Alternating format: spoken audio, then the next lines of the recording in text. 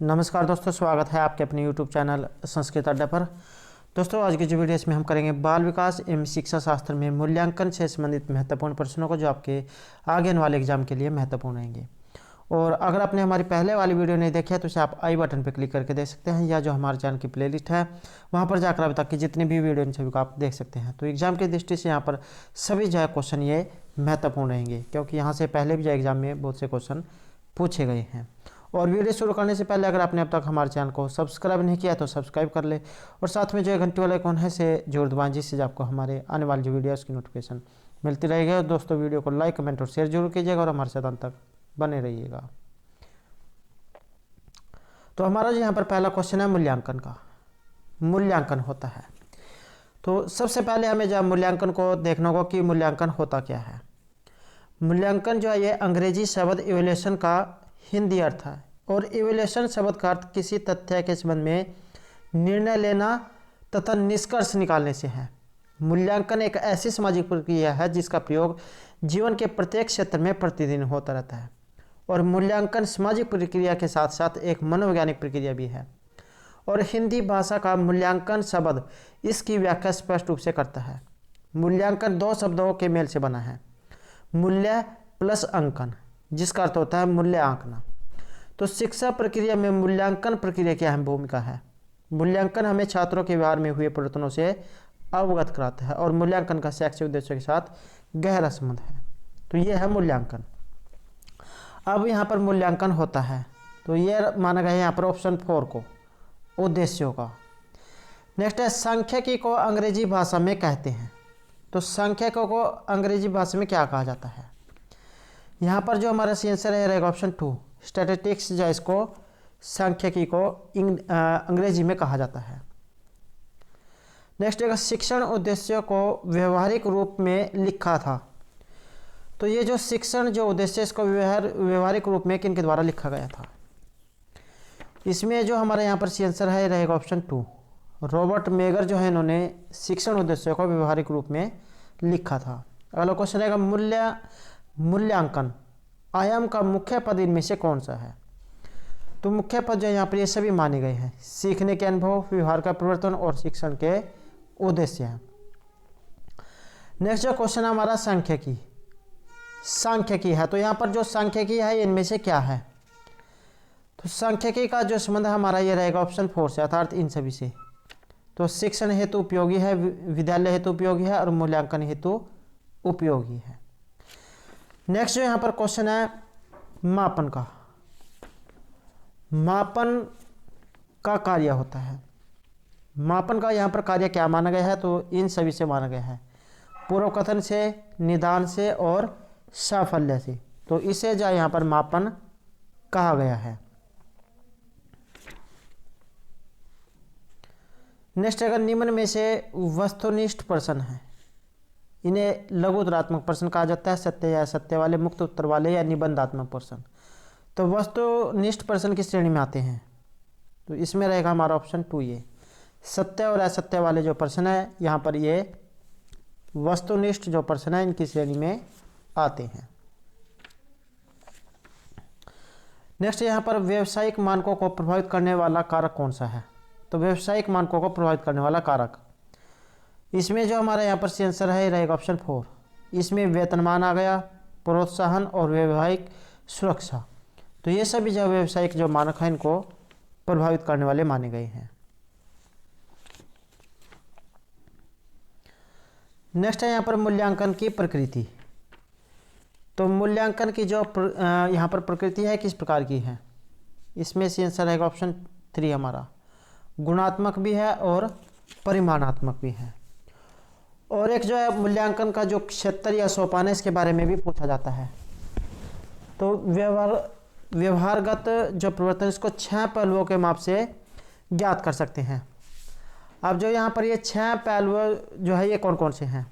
जैसे ज्ञान हो गया, अवबोध, प्रयोग, विश्लेषण, संश्लेषण और मूल्यांकन। तो व्यवहारगत परिवर्तन को 6 पहलुओं के द्वारा हम माप सकते हैं। अगला क्वेश्चन है यहाँ पर वस्तुनिष्ठ परीक्षा की विशेषता। इसकी विशेषता क्या है? तो ये सभी माना गया है। एक तो विश्वसनीयता है, वस्तुनिष्ठता, वैधता, जो ये गोलाधार मारने वाले जो आंसर आते हैं, तो ये जो है इसी श्रेणी के माने गए हैं, क्योंकि इनमें जो आंसर जो है वो पूरी विश्वसनीयता उनमें होती है। नेक्स्ट रहेगा, निम्न में से कौन सा मूल्यांकन का एक प्रकार नहीं है। तो मूल्यांकन का यहाँ पर एक प्रकार इनमें से कौन सा नहीं है। तो इसमें जो माना गया है ये रहेगा ऑप्शन 1, मानक जो है यहाँ पर ये मूल्यांकन का एक प्रकार इनमें से नहीं है। और योग्यता, निर्णयात्मक, सीसी, ये सभी जो इसमें माने गए हैं।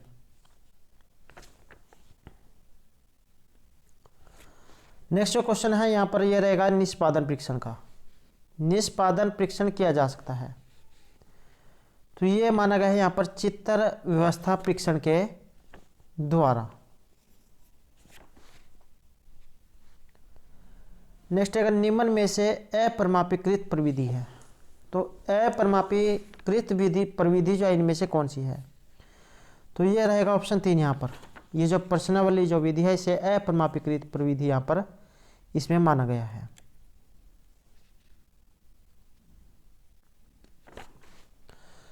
नेक्स्ट क्वेश्चन है, निष्पत्ति शब्द का अर्थ क्या है।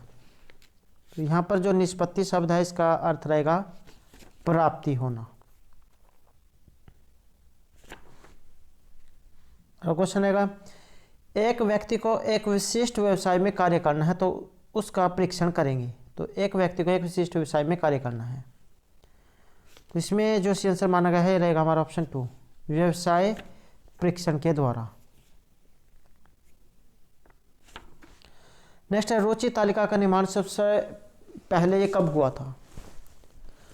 तो रुचि तालिका का निर्माण ये माना गया है यहाँ पर ऑप्शन 3 में, अर्थात 1919 ईस्वी में। नेक्स्ट है, किसी व्यक्ति को अपने गुण मालूम करने तथा अपना स्थान खोजने में सहायता प्रदान करने वाली जो प्रक्रिया है इसे क्या कहा गया है। तो इसमें जो आंसर है हमारा ये रहेगा ऑप्शन 2।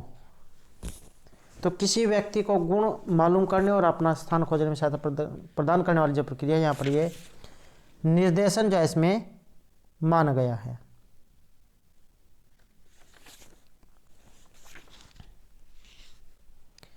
नेक्स्ट है, इनमें से कौन सा मूल्यांकन के त्रिकोण का एक भाग नहीं है। तो मूल्यांकन के त्रिकोण का एक भाग, तो यह है यहाँ पर शिक्षण अनुभव। तो ये जो यहाँ पर मूल्यांकन के त्रिकोण का भाग इनमें से नहीं है। अगला क्वेश्चन रहेगा, व्यावसायिक मानकों का मुख्य प्रकार इनमें से नहीं है। तो इनमें से है ऑप्शन 4, अर्थात कोई सा भी नहीं जो इनमें से ये रहेगा। अगला क्वेश्चन है, विद्यार्थियों के द्वारा अध्यापकों के मूल्यांकन प्रभावित घटक कौन से हैं। तो विद्यार्थियों के द्वारा अध्यापकों के मूल्यांकन प्रभावित घटक,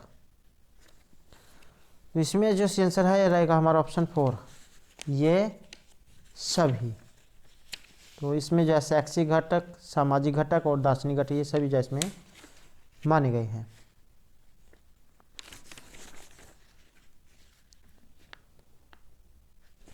नेक्स्ट क्वेश्चन है, व्यावसायिक मानकों को प्रभावित करने वाला जो कारक है ये इनमें से कौन सा है। तो व्यावसायिक मानकों को प्रभावित करने वाले कारक, तो कारक माने गए हैं ये सभी, वेतनमान हो गया, प्रोत्साहन और व्यावसायिक सुरक्षा। नेक्स्ट है, निष्पत्ति परीक्षण माप ये करता है। तो निरपेक्ष सफलता की, अपेक्षित सफलता की, दोनों की या इनकी भी, एक की भी नहीं। तो ये करेगा यहाँ पर अपेक्षित सफलता की। नेक्स्ट है, अनुसंधान विधि जो है इसके प्रतिपादक इनमें से कौन है। ये प्रतिपादक वाला जो क्वेश्चन है, ये जो फार्मूले जो है, इस ऐसा एक क्वेश्चन एग्जाम में जरूर पूछा जाता है कि कौन सी विधि किसने दी है। तो अनुसंधान जो विधि है इसके प्रतिपादक माने गए हैं यहाँ पर आर्मस्ट्रॉन्ग। नेक्स्ट है, कोई व्यक्ति डॉक्टर बनने की योग्यता रखता है तो कोई शिक्षक बनने की, यह किस कारण से होता है। इसका जो कारण है यहाँ पर ये अभिरुचि जो है इसको माना गया है। तो अभिरुचि के कारण जो है यहाँ पर ये अलग अलग व्यक्ति जो है पेशे को अपनाता है। नेक्स्ट है निष्पत्ति परीक्षण में प्रश्नों के प्रकार होते हैं। तो यहाँ पर जो प्रश्नों के प्रकार है ये सभी रहेंगे, अर्थात रिक्त स्थानों की पूर्ति करना, सही मिलान करना और सत्य असत्य वाले। तो ये निष्पत्ति परीक्षण या इनके उदाहरण हैं। नेक्स्ट है अभिवृत्ति मापने की शुरुआत सर्वप्रथम किस वर्ष हुई थी? तो अभिवृत्ति मापने की सर्वप्रथम शुरुआत तो ये माना गया है यहाँ पर ऑप्शन 3 का, अर्थात 1927 में।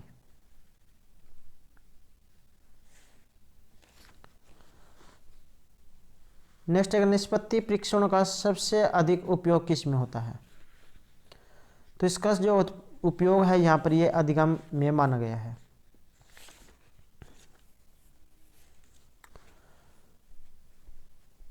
नेक्स्ट है समस्या समाधान विधि के आविष्कारक इनमें से कौन है? ये जो समस्या समाधान विधि है इसके जो यहाँ पर आविष्कारक माने गए हैं ये है सुकरात व थॉमस। और प्रश्नावली, ये जो प्रश्नावली जो विधि है इसका जो दूसरा नाम इनमें से क्या है? दूसरा नाम है इसका कागज पेंसिल विधि। तो इस प्रकार का क्वेश्चन जो एग्जाम में पूरी संभावना रहेगी कि इस तरह के क्वेश्चन जो एग्जाम में जरूर पूछे जा सकते हैं। तो प्रश्नावली विधि का दूसरा नाम है कागज पेंसिल विधि। नेक्स्ट जो क्वेश्चन है मूल्यांकन आयाम का मुख्य पद इनमें से क्या है? तो यहाँ पर जो इसका मुख्य पद है ये सभी इनको माना गया है, अर्थात शिक्षण उद्देश्य को, व्यवहार परिवर्तन को और सीखने के अनुभव को। नेक्स्ट है शिक्षण प्रक्रिया के मुख्य उद्देश्य कौन से हैं? शिक्षा प्रक्रिया के जो मुख्य उद्देश्य है ये सभी को माना गया है, ज्ञानात्मक को, भावात्मक को और क्रियात्मक को। नेक्स्ट है जिस परीक्षा पर परीक्षा का व्यक्तिगत प्रभाव नहीं पड़ता तो वह परीक्षा क्या कहलाती है? तो जिस परीक्षा पर परीक्षा का व्यक्तिगत प्रभाव नहीं पड़ता है तो ये मानी गई यहाँ पर विश्वसनीय। नेक्स्ट है प्रक्षेपण विधियां किसके आकलन हेतु उपयोगी होती है? तो ये मानी गई है यहाँ पर इसमें ऑप्शन 2, अर्थात व्यक्तित्व के। तो व्यक्तित्व के आकलन में जो यहाँ पर ये उपयोगी इनमें मानी गई है। अगला जो क्वेश्चन है मूल्यांकन का मुख्य उद्देश्य क्या होना चाहिए? तो मूल्यांकन का जो मुख्य उद्देश्य है रहेगा ऑप्शन 1 शिक्षार्थियों की उपलब्धियों को मापने का। नेक्स्ट है भारत में विद्यार्थियों के द्वारा अध्यापकों का मूल्यांकन शुरू हुआ था। तो विद्यार्थियों के द्वारा अध्यापकों का मूल्यांकन तो ये माना गया है 1970 में।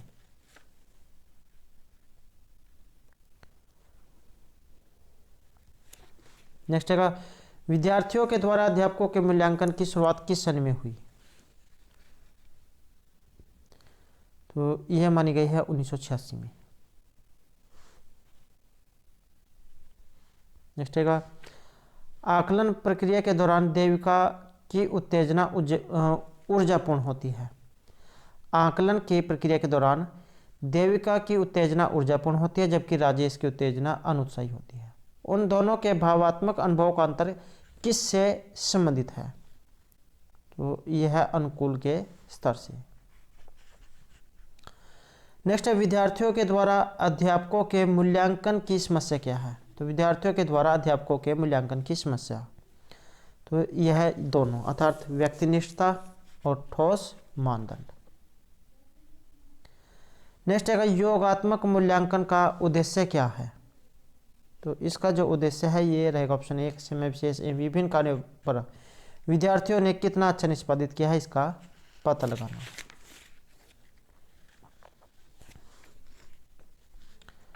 नेक्स्ट है सीसीई में औपचारिक और योगात्मक मूल्यांकन का कुल मूल्य कितना होता है? तो इसमें माना गया है ऑप्शन 1 50% और 50%।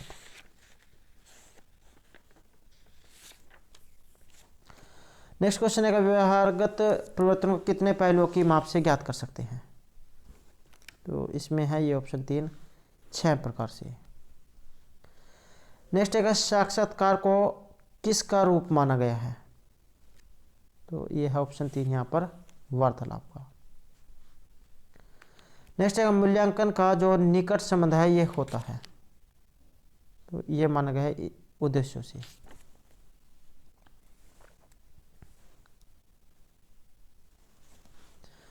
नेक्स्ट है मूल्यांकन, मूल्यांकन होता है, तो ये माना गया है यहाँ पर ऑप्शन 3 उद्देश्यों का।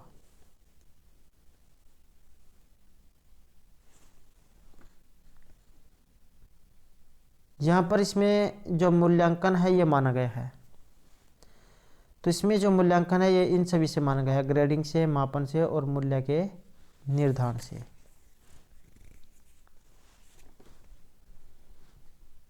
नेक्स्ट है वह प्रक्रिया जिसके द्वारा शिक्षार्थी की उपलब्धियों के संबंध में निर्णय किया जाता है, तो यह कहलाता है, तो यह कहलाएगा मूल्यांकन।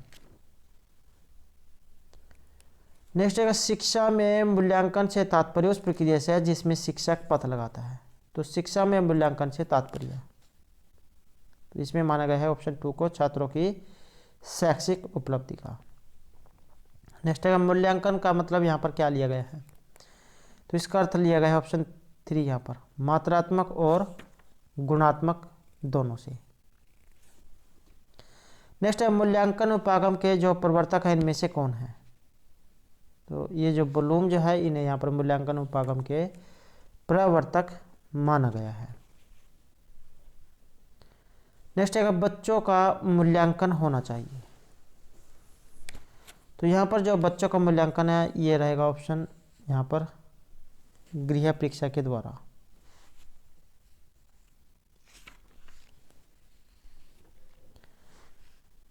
मूल्यांकन किया जाना चाहिए क्योंकि यहाँ रहेगा ऑप्शन 3 बच्चों के सीखने के स्तर का ज्ञान होता है, या आप जब कक्षा में पढ़ा रहे होते हैं तो मूल्यांकन इस बात के लिए होना चाहिए कि बच्चों ने जो आपने पढ़ाया है बच्चों ने कितना उसमें से ग्रहण किया है, कितना बच्चों ने याद किया है और कहाँ पर उनको कठिनाई आ रही है, तो इस बात का मूल्यांकन होना चाहिए। नेक्स्ट है विद्यार्थियों के द्वारा अध्यापकों के मूल्यांकन की शुरुआत किस देश में हुई थी, तो ये हुई थी अमेरिका में। नेक्स्ट है कौन सा मापन निम्न स्तर का माना गया है, तो यह है ऑप्शन 3 नामिक पैमाना। स्कूल की शिक्षा में जवाबदेही का जो संबंध है ये क्या है, तो ये माना गया है यहाँ पर ऑप्शन 4 से भूमिका के निवास से, उत्तरदायित्व के निर्वहन से और स्कूल कार्यों की समीक्षा से। नेक्स्ट है विद्यार्थियों के द्वारा अध्यापकों के मूल्यांकन की शिक्षा में संस्तुति क्या है, तो यह है ऑप्शन 1 मेहरोत्रा कमेटी से। नेक्स्ट है केवल कागज पेंसिलों के द्वारा मूल्यांकन कहलाता है, तो यह आंकलन को सीमित कर देता है कि केवल कागज पेंसिल के द्वारा मूल्यांकन आंकलन को सीमित कर देता है। अगला क्वेश्चन है आपकी कक्षा में सीखने की विविध शैलियों वाले बच्चे हैं, उनके आंकलन हेतु आप उन्हें क्या करेंगे, तो विविध शैलियों वाले बच्चे हैं अर्थात अलग अलग ढंग के बच्चे हैं, कोई तेज पढ़ने वाले हैं कोई धीमी पढ़ने वाले हैं, तो उनके आंकलन हेतु आप उन्हें क्या करेंगे, तो यहाँ पर एक ऑप्शन है कि अनेक प्रकार के कार्य और परीक्षण उन्हें देंगे। नेक्स्ट है इनमें से कौन सा रचनात्मक आंकलन का एक सही उपकरण नहीं है, तो यह है मौखिक प्रश्न। नेक्स्ट है प्रोजेक्ट शिक्षण विधि का संबंध इनमें से किससे है, तो ये जो प्रोजेक्ट शिक्षण विधि जो है इसका संबंध जो है यहाँ पर जॉन डीवी जो है इनसे माना गया है। नेक्स्ट है किशोरों की रुचि मापन हेतु 1965 में भारत में किसने रुचि परीक्षण निर्मित किया था, तो 1965 में भारत में किसने रुचि परीक्षण निर्मित किया था, तो ये माना गया है ऑप्शन 4 रामकुशल पांडे को। नेक्स्ट है अभिवृत्ति माप के सर्वप्रथम शुरुआत ये किसने की थी, तो अभिवृत्ति माप की सर्वप्रथम शुरुआत, तो यह मानी गई है यहाँ पर ऑप्शन इसमें 4 थ्रस्टन के द्वारा। नेक्स्ट क्वेश्चन रहेगा यहाँ पर क्रम अंतर विधि का विकास 1937 में किस मनोवैज्ञानिक ने किया था, तो क्रम अंतर विधि का विकास तो ये किया गया था ऑप्शन 2 यहाँ पर, थ्रस्टन के द्वारा।